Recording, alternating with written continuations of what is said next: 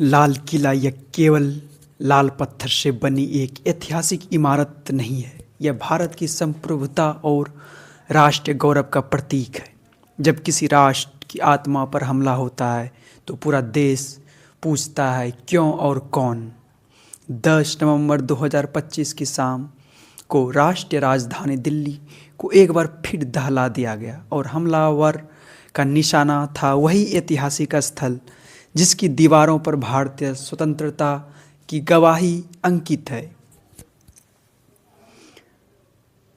और सोमवार 10 नवंबर की शाम लगभग 6:52 पर लाल किला मेट्रो स्टेशन के गेट नंबर 1 के ठीक पास एक हुंडई i20 कार में ज़बरदस्त विस्फोट हुआ।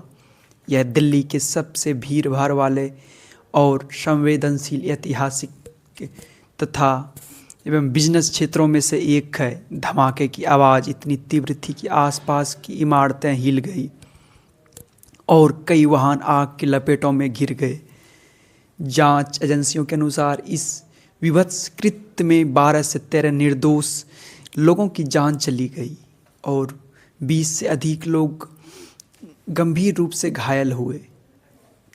तत्काल अग्निशमन, फायर ब्रिगेड और पुलिस बल मौके पर पहुंचे और विस्फोट की प्रकृति स्पष्ट रूप से दुर्भाग्यपूर्ण थी। प्रारंभिक जांच में पता चला कि कार के अंदर एक इम्प्रोवाइज्ड एक्सप्लोसिव डिवाइस जिसको IED लगाया गया था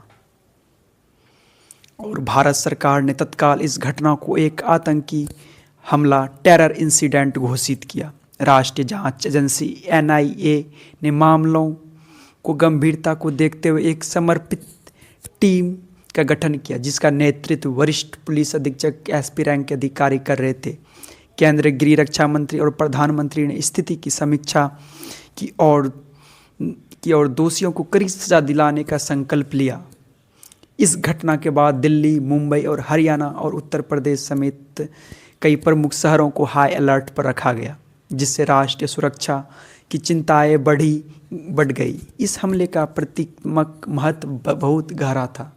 लाल किला जो भारत की संप्रभुता और केंद्रीय का प्रतीक है, पर हमला करने का अर्थ है सीधे राष्ट्र की नींव को चुनौती देना। यह हमला मात्र एक विस्फोट नहीं था, बल्कि राष्ट्रीय संप्रभुता और एक दुस्साहसी का प्रहार था। लेकिन इस विस्फोट की कहानी इसके होने से कुछ घंटे पहले ही शुरू हो चुकी थी। एक ऐसी कहानी जिसने भारतीय आतंकवाद के चेहरे में एक खतरनाक बदलाव को उजागर किया। व्हाइट कॉलर टेरर जिसके को कहते हैं। दिल्ली में कार विस्फोट के कुछ घंटे पहले भारतीय सुरक्षा एजेंसियों ने एक बड़ी कामयाबी हासिल की। जम्मू कश्मीर पुलिस और फरीदाबाद पुलिस ने एक साथ सर्च करके एक व्यापक अंतर्राज्यीय और अंतर्राष्ट्रीय आतंकी मॉड्यूल का पर्दाफाश किया। यह पर्दाफाश इस पूरे मामले का केंद्रीय बिंदु है, क्योंकि यह बताता है कि दिल्ली का विस्फोट किसी सुनियोजित बड़े हमलों का अंतिम चरण नहीं, बल्कि खुफिया विफलता से बचने के लिए उठाया गया एक हताशा भरा कदम हो सकता है। इस छापेमारी में जो विस्फोटक सामग्री जब्त की गई उसकी भयावहता चौंकाने वाली थी। अधिकारियों ने कश्मीर, हरियाणा और उत्तर प्रदेश में फैले ठिकानों से लगभग 2900 से 3000 किलोग्राम IED बनाने की सामग्री जब्त की। इसमें भारी मात्रा में अमोनियम नाइट्रेट, पोटासियम क्लोरेट और सल्फर जैसे घातक तत्व शामिल थे। और फरीदाबाद में अल फलाह विश्वविद्यालय से जुड़े ठिकानों ने अकेले 360 किलोग्राम अमोनियम नाइट्रेट बरामद किया गया। इस नेटवर्क की सबसे चिंताजनक बात थी कि इसका स्वरूप यह मॉड्यूल पाकिस्तान स्थित जैश-ए-मोहम्मद और अल-कायदा से जुड़े अंसार गज़वत उल हिंद से जुड़ा हुआ था। लेकिन इसके सदस्य कौन थे? अधिकारियों ने 8 व्यक्तियों को गिरफ्तार किया। इनमें 3 डॉक्टर और एक मस्जिद का इमाम शामिल था। डॉक्टर मुज़मिल अहमद गनई, डॉक्टर शाहीन सईद और डॉक्टर आदिल अहमद रादर जैसे पेशेवर इस नेटवर्क का हिस्सा था। यह सफ़ेद कॉलर, इसको वाइट कॉलर आतंकवाद का उदय दर्शाता है, जहां उच्च शिक्षित सामाजिक रूप से सम्मानित युवा कट्टरपंथी विचारधारा के शिकार बन रहे हैं। यह मॉड्यूल अपनी प्रकृति में बहुत क्षेत्रीय था। विस्फोटक सामग्री हरियाणा में थी, हमलावर कश्मीर का डॉक्टर था और मास्टरमाइंड श्रीनगर का इमाम। इतनी बड़ी मात्रा में विस्फोटक की बरामदगी स्पष्ट रूप से भारतीय इंटेलिजेंस की एक बड़ी सफलता थी, जिसने संभवतः देश भर में होने वाली कई समन्वित हमलों को टाल दिया। और देखिए स्क्रीन पर वाइट कॉलर टेरर के प्रमुख जो आईडी बनाने की सामग्री 2900 से 3000 किलोग्राम विस्फोटक था। इसका देखिए कहाँ कहाँ पड़ता है, कश्मीर, हरियाणा, उत्तर प्रदेश। कहाँ पर पाया गया? फरीदाबाद में पाया गया।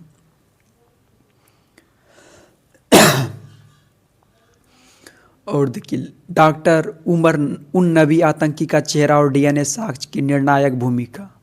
लाल किला विस्फोटक के केंद्र में था आत्मघाती हमलावर डॉक्टर उमर उन नबी।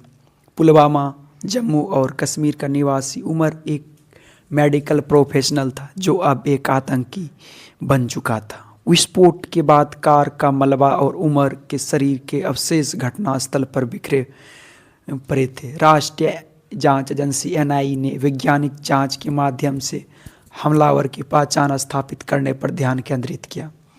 जांच में सबसे महत्वपूर्ण कदम था डीएनए विश्लेषण। फॉरेंसिक साइंस लेबोरेटरी एफएसएल ने उमर की मां के डीएनए नमूने एकत्र किए। इन नमूनों का मिलान विस्फोट स्थल से बरामद अवशेषों के साथ किया गया और डीएनए टेस्ट ने निर्णायक रूप से पुष्टि कर दी कि कार चलाने वाला व्यक्ति वास्तव में डॉक्टर उमर उन नबी था।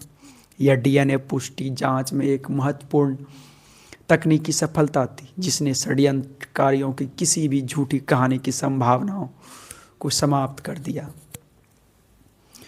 सुरक्षा विशेषज्ञों का मानना है कि इतनी बड़ी मात्रा में विस्फोटक जब्त होने और मॉड्यूल के प्रमुख सदस्यों की गिरफ्तारी ने बचे हुए तत्वों में घबराहट पैदा कर दी थी। यह अनुमान लगाया गया कि उमर ने शायद बड़े आतंकी प्लॉट में विफल होने या अपने ठिकाने के खुलासे के डर से जल्दबाजी और हताश में इस आत्मघाती हमलों को अंजाम दिया। यदि आईईडी को अधिकतम प्रभाव टैंपिंग डाउन के लिए तैयार किया जाता तो हताहतों की संख्या कहीं अधिक हो सकती थी। विस्फोट का अधूरा निष्पादन बरामदगी की भयावहता के तुरंत बाद हुआ। यह दर्शाता है कि यह हमला इंटेलिजेंस की सफलता के कारण हुआ एक विफलता निवारण डैमेज कंट्रोल प्रयास था। इस वाइट कॉलर नेटवर्क के पीछे का वैचारिक इंजन मौलवी इरफान अहमद था। मौलवी इरफान को इस मॉड्यूल का मुख्य सरगना मास्टरमाइंड माना जाता है। वह सोपियों जैसे जिले का निवासी था और श्रीनगर के बाहरी इलाके नौगाम की एक मस्जिद में कई वर्षों तक इमाम के तौर पर काम करता रहा। महत्वपूर्ण रूप से वह GMSC श्रीनगर मेडिकल कॉलेज में पैरामेडिकल के रूप में भी काम कर चुका था और इसी दौरान वह डॉक्टर आदिल, डॉक्टर उमर और डॉक्टर मुजमिल जैसे शिक्षित युवाओं के संपर्क में आया। इरफान अहमद एक कट्टरपंथी जिहादी मानसिकता रखता था। उसका काम युवाओं को वैचारिक रूप से संक्रमित करना था। वह अक्सर नौगाद मस्जिद में युवाओं को इस्लाम और मौजूदा हालत पर चर्चा करने के लिए बुलाता था, जहां वह उनका व्यवस्थित रूप से ब्रेन वॉश करता था। इस ब्रेन वॉशिंग प्रक्रिया में जैश प्रमुख मसूद अजहर की वीडियो दिखाना भी शामिल था, ताकि उन्हें आत्महत्या और विध्वंस के लिए उकसाया जा सके।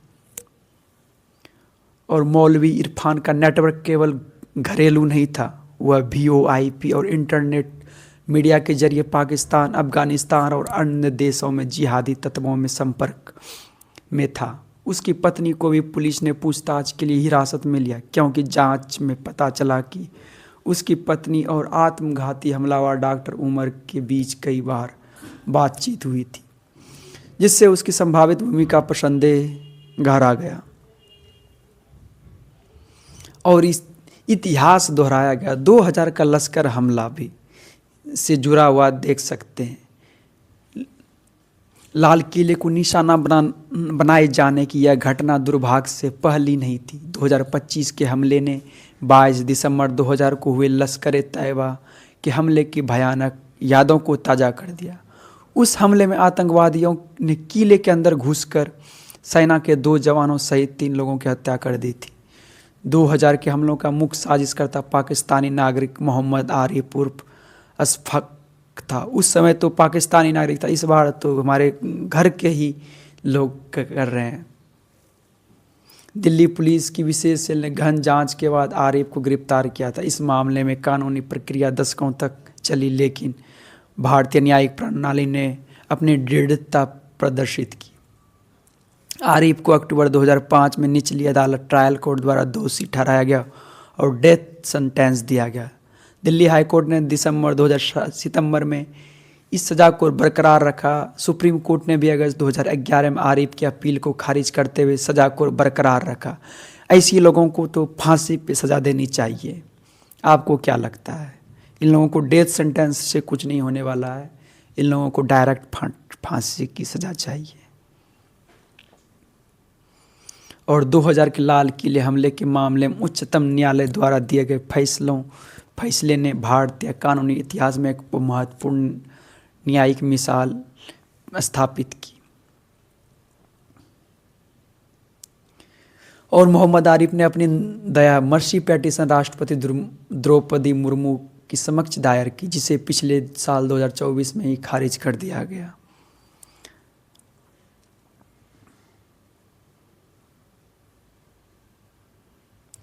लाल किला विस्फोट ने न केवल भारत बल्कि अंतर्राष्ट्रीय समुदाय की चिंता बढ़ा दी। अमेरिकी विदेश मंत्री मार्को रूबियो ने इस विस्फोट को स्पष्ट रूप से आतंकवादी हमला, टेरर अटैक बताया और जांच में भारत के व्यावसायिक प्रोफेशनल रवैये की सराहना की। अमेरिका ने जांच में सहायता की पेशकश भी की, जिसे भारत ने अपनी सक्षम घरेलू जांच एजेंसियों पर भरोसा जताते हुए अस्वीकार कर दिया। यह विस्फोट दक्षिण एशिया में व्यापक सुरक्षा जोखिमों को रेखांकित करता है, जैसे मोहम्मद और अंसार गजवल उल हिंद जैसे ट्रांसनेशनल समूहों की भागीदारी और मौलवी इरफान का अफगानिस्तान एवं पाकिस्तान में जिहादी तत्वों से VoIP के माध्यम, जिसे वॉइस ओवर इंटरनेट प्रोटोकॉल के माध्यम से संपर्क क्षेत्रीय तनावों को उजागर करता है। यह स्थिति दर्शाती है कि क्षेत्र में तनाव बना हुआ रहे, जिसमें पड़ोसी देशों में सक्रिय आतंकवादी समूह भारतीय राजधानी को निशाना बनाने की क्षमता रखते हैं। और NIA और NSG टीम के ने भी एकजुट होकर इसकी जांच की। हालांकि विस्फोट एक त्रासदी थी, लेकिन जांच एजेंसियों की त्वरित कार्रवाई और अंतर्राज्यीय समन्वय की दक्षता को नज़रअंदाज नहीं किया जा सकता है। विस्फोट से ठीक पहले 2900 किलोग्राम विस्फोटक की बरामदगी भारतीय इंटेलिजेंस की एक बड़ी सफलता थी। और इसके बावजूद भी मुझे लगता है लाल किले जैसी सेंसिटिव एरिया में सिक्योरिटी का नहीं होना और फिर गाड़ियों का चेक करना नहीं, कहीं न कहीं ये सुरक्षा में चूक दिखाई पड़ रही है। आपको क्या लग रहा है? अगर 2 दिन पहले अगर 3000 किलोग्राम IED अगर मिलता है तो क्या इस सेंसिटिव एरिया में सुरक्षा नहीं बढ़ानी चाहिए थी?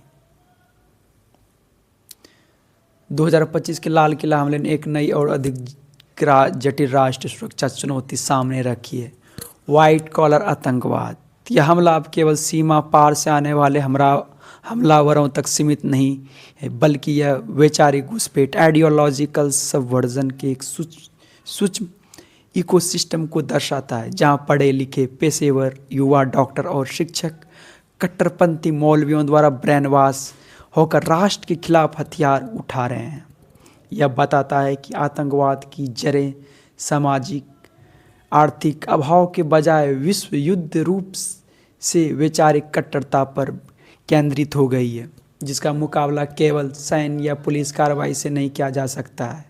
भारत को अब न केवल सीमा पर बल्कि उच्च शिक्षा संस्थानों और डिजिटल स्पेस में छिपे वैचारिक घुसपैठ के खिलाफ एक बहुआयामी रक्षात्मक रणनीति पर ध्यान केंद्रित करना होगा। भविष्य में भारत को सिर्फ सीमा पर नहीं बल्कि अपने ही शहरों में सफ़ेद कलर छिपे दुश्मनों से भी लड़ना होगा। राष्ट्रीय सुरक्षा सिर्फ बंदूक की ताकत नहीं बल्कि विचारधारा के प्रतिरोध पर भी निर्भर करता है। इस गंभीर चुनौती पर आपका क्या विचार है? क्या भारत सरकार वैचारिक कट्टरपंथ के इस बढ़ते खतरे से निपटने के लिए तैयार है? हमें कमेंट सेक्शन में बताएं। जय हिंद।